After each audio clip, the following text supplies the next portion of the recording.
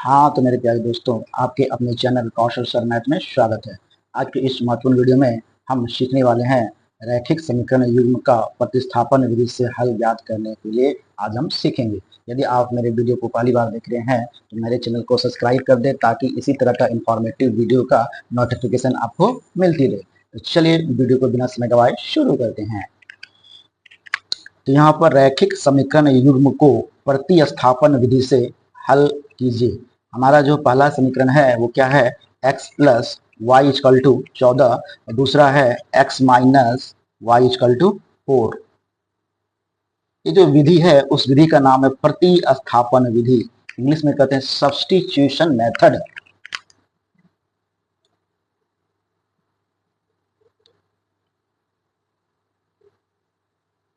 प्रतिस्थापन विधि, substitution method, substitution method.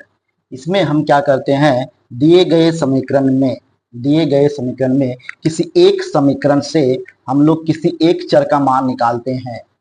निकालने के बाद उस चर का मान दूसरे समीकरण में हम लोग बैठा देते हैं।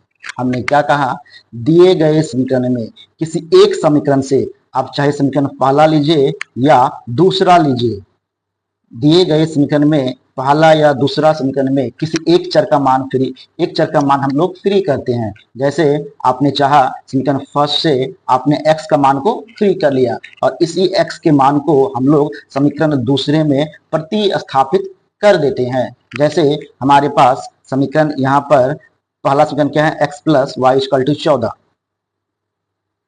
x plus Y equal to 14।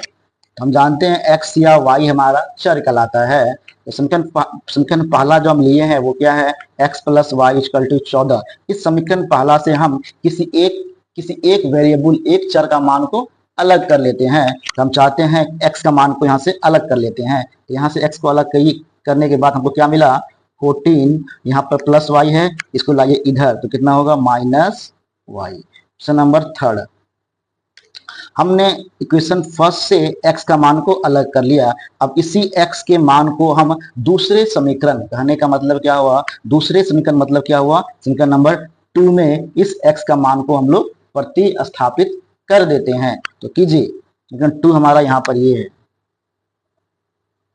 समीकरण 2 से, समीकरण 2 में हमारा क्या दिया गया है, x minus Y equal to 4 और यहाँ पर जो हम x का मान निकाले हैं समीकरण 2 में उस मान को हम लोग प्रतिस्थापित कर देते हैं। तो x का मान कितना हुआ, 14 माइनस वाई। तो x का मान कितना हुआ, 14 माइनस वाई और यहाँ पर हो गया माइनस वाई इजकल टू 4।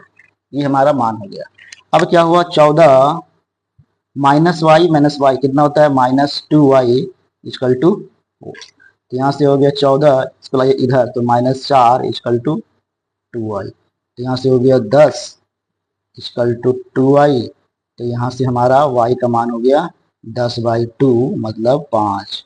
तो यहाँ से हमारा y का वैल्यू कितना आ गया, y का वैल्यू आ गया 5। अब जो हमारा y का वैल्यू आया है 5, इस y का वैल्यू में हम लोग इस y का मान समीकरण फर्स्ट या सेकेंड में हम लोग बैठा के हम लोग x का मान निकाल लेते हैं।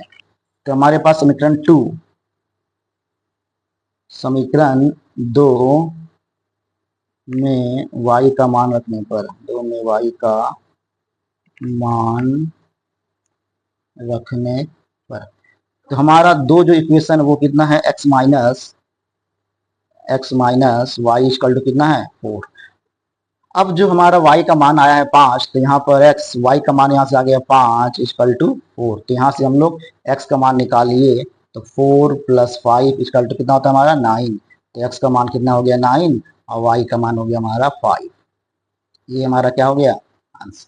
अब जो हम जो आंसर निकाले हैं, क्या ये आंसर हमारा सत्य है, तो इस जो हम जो आंसर निकाले हैं इस आंसर के मान को हम लोग वेरीफाई करते हैं। तो हम लोग वेरीफाई कैसे करेंगे, ये जो हम मान निकाले हैं समीकरण फर्स्ट या 2 में हम लोग बैठाते हैं। यदि बैठाने के बाद इस x और y का मान को हमारा संतुष्ट किया, मतलब आंसर हमारा क्या है, सत्य है।